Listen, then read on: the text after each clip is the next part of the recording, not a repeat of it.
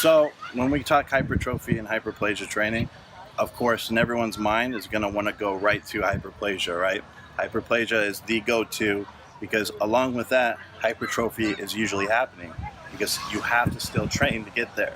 So you're always going to still endure hypertrophy while trying to get hyperplasia to happen or cell proliferation to happen.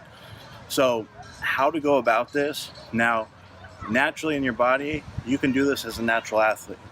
You can also help with supplementation. There are supplements. We can go more in depth and you'll see the videos on certain supplements you can take. And the other way is hormones and synthetic drugs that cause hyperplasia or cell proliferation. However, you have to remember, you have to be put in the environment for this to happen. So what do? Traumatic overload, or mechanical overload. Going to the gym is your first step. Creating the micro tears, creating damage in the muscle. As soon as this happens, again, back to basics, we get an inflammation signal to the brain, and the brain sends what? Growth factors to the area to repair. Growth factors are the ones responsible for healing the tissue. There's certain growth factors that cause hyperplasia, i.e. MGF or mechanical growth factor, if you guys have heard of that, which is in response to muscle overload from training. You guys heard of IGF.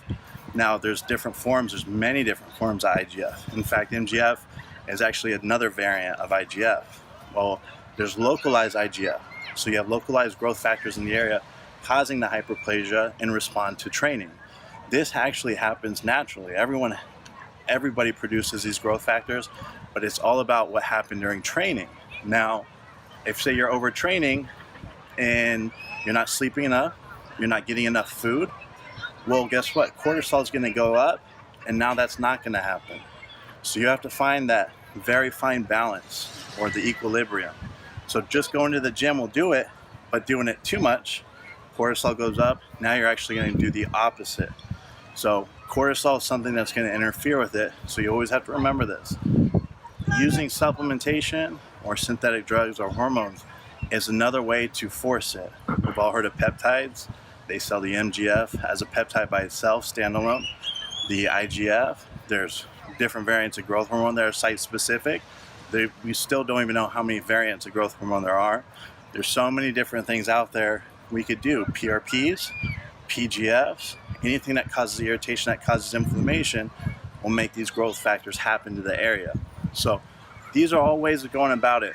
The best way is getting inside the gym, pushing yourself to absolute failure, because your body always has to adapt. And if it thinks this is going to happen again, it has to get stronger. Hypertrophy will occur, but mechanical overload and stress will also signal localized growth factors, IGF, MGF, and hyperplasia, cell proliferation, will happen. So yes, you can do it naturally, you can do it and speed it up with supplements, and you can synthetically do it with hormones and kind of cheat the system. Every which way works, but the way to do this from number one, start to finish, is just getting in the gym and going to failure and beyond.